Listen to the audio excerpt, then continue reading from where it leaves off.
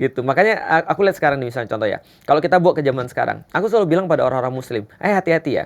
Kalau kalian menjadi seorang muslim dan gak ada yang berubah pada kehidupan kalian, itu kalian salah belajar agama.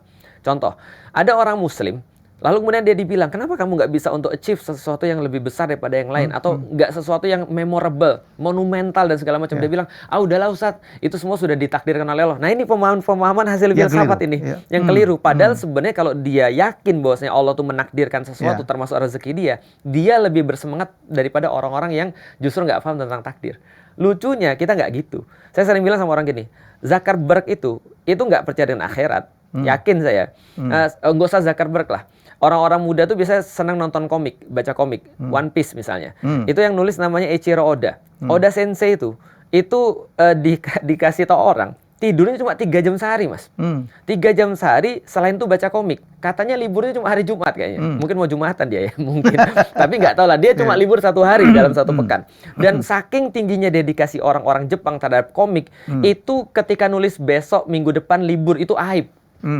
Bagi orang-orang komik, dan sedih dong kita kalau misalnya ada yang libur kan komik kan gitu kan ya. Nah tapi coba kita bayangin, Eiichiro Oda tuh nggak ngejar akhirat.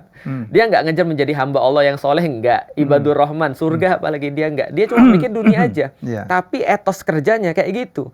Elon Musk misalnya, dia bilang, kalian mengharapkan dari 40 jam sepekan terus bisa mengubah dunia. Itu kalian artinya nggak masuk akal. Nggak ada yang bisa mengubah dunia dari 40 jam per pekan. Nah itu kan harus dimiliki oleh orang muslim sekarang. Dan pernah dimiliki orang muslim pada zaman lalu. Bagaimana kita melihat ulama-ulama dulu ngopi karena nggak mau tidur.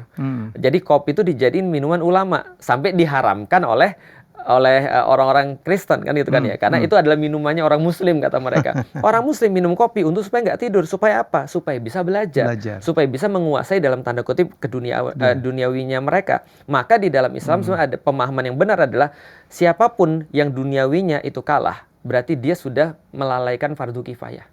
Bukankah juga perintah Allah bahwa kita harus balance ya antara... Bukan hanya balance, tapi lebih kepada gini, akhirat itu soalan duniamu.